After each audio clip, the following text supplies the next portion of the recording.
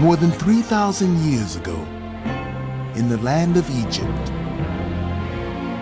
a robust and handsome boy was born into the home of an Israelite man and woman. In a different time, the child's parents would have rejoiced at the birth of a son. Yet at this time, the Israelites were slaves in Egypt, and the king of the land, the Pharaoh, had issued a terrible decree that all boy babies born to the Israelites must be drowned in the Nile River. Now God had led the Israelites to Egypt hundreds of years earlier when a great famine had ravaged their own land. And the man who was Pharaoh at the time gave them the best grazing land in all of Egypt, in a place called Goshen. But when he died, new pharaohs came to power who feared the strength of the many Israelites and enslaved them. For a generation, the Israelites were forced to labor under the burning sun as builders and bricklayers.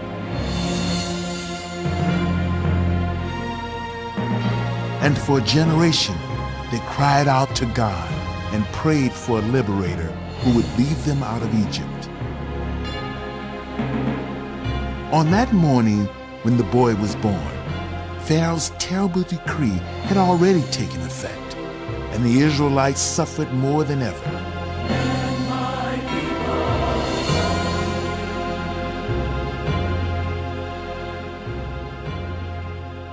Yet this one woman resolved to save her son from Pharaoh's soldiers, for her heart would break from sorrow if harm were to come to the child.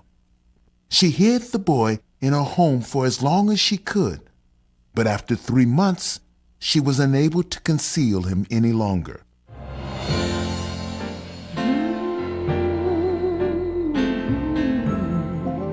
So one night, while the whole city slept, she sat by the light of an oil lamp and wove together a basket of bulrushes and dabbed it with pitch. And in the early morning, while the stars still shone in their places, she laid the boy in the basket and handed it to her daughter Miriam.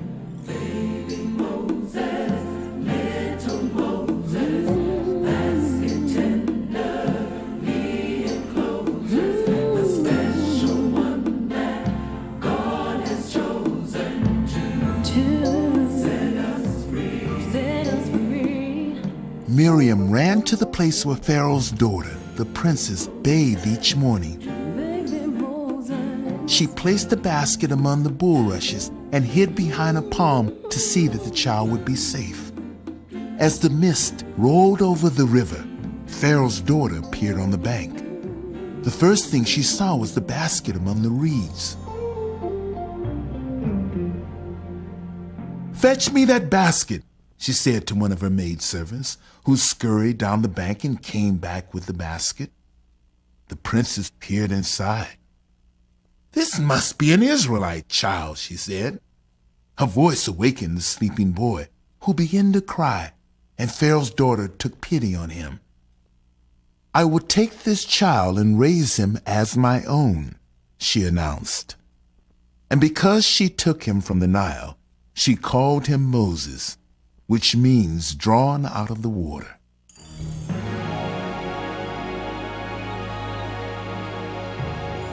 So the years went by, and Moses grew up in Pharaoh's court, surrounded by silk and sandalwood and roast of meat and fine spices from the four corners of the land. He grew strong and tall, and his tutors taught him to read and write, and his bearers bathed him in lavender and rosewater. Yet with time, Moses came to know that while he lived in luxury, the Israelite slaves labored in the fields and were treated no better than beasts of burden by the Egyptians. And in his heart, he was troubled. Moses, lead your people out of bondage.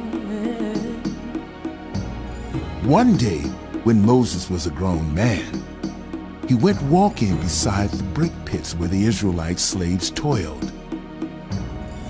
So much pain and so much suffering at the Pharaoh's hand.